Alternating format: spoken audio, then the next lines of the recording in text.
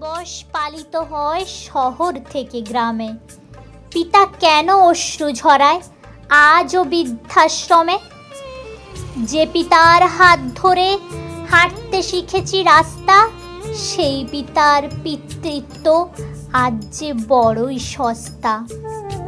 মাথার ওপর বটগাছটা যতদিন দিয়েছে ছায়া, সুশিক্ষিত সন্তান তার ভুলতে পারেনি মায়া।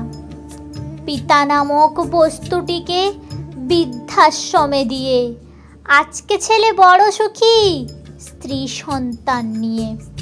বৃদ্ধাশ্রমে তৈরি থাকবে নতুন একটি শয্যা, এই সন্তানই ভবিষ্যতে লুকাবে সেখানে লজ্জা।